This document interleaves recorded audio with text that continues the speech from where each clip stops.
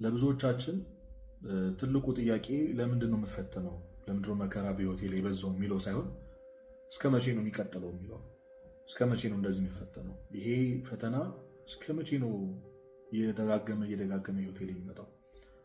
አንዱን ስንል አንዱ ይደረባል፣ አንዱን ስንል አንዱ ይደረባል እና ትልቁ ጥያቄያችን እስከ መቼ ነው መታገስ ያለብኝ? እግዚአብሔር እስከ መቼ ነው የሚፈትነኝ የሚለው። ይህን ነገር ሳስብ አይምሮዬ ላይ የሚመጣ አንድ ታሪክ አለ። አንድ ሰው በመንገድ እየሄደ አንድን ወርቅ አንጣሪ ይመለከታል። ያ ወርቅ አንጣሪ በተደጋጋሚ ወርቁን እያወጣ ድጋሚ ወደ እሳት ይከተዋል፣ በደንብ አድርጎ ያነጥረዋል።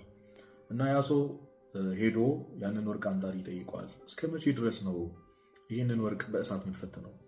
እንደ ጠራስ በምንድን ነው የምታውቀው? መቼ ነው የሚበቃው በእሳት መቆየት ብሎ ይጠይቋል። ያ ወርቅ አንጣሪ መልኬን በላዩ በወርቁ ላይ እስካየው ድረስ አለ። ወርቁ እኔን ማሳየት እስኪጀምር ድረስ፣ በዛ ልክ እስኪጠራ ድረስ፣ ንጹህ እስኪሆን ድረስ እሳት ውስጥ አቆየዋለሁ። እግዚአብሔር እዚህ መከራና እዚህ ፈተና ላይ የሚያቆየን እውነተኛ መልኩን በእኛ ላይ ማየት እስኪጀምር ድረስ፣ እስክንጠራ ድረስ። ለዛ ነው ቅዱስ ዮሐንስ አፈወርቅ እግዚአብሔር ወርቅ አንጣሪ ነው፣ እኛ ደግሞ ወርቆች ነን ያለን። እና የሚፈትነን ስለሚጠላን ስለማይወደንና እውነተኛውን ፍቅር ዲዘርቭ ስለማናረግ ሳይሆን እንደ ወርቅ እንድንጠራለት ስለሚፈልግ ነው። በዚህ መከራ ላይ የምንቆየው፣ በዚህ ፈተና ላይ የምንቆየው እግዚአብሔርን እስክንመስል እውነተኛውን የጠራ ህይወት እስክንጀምር ድረስ ነው። እስከዛ ግን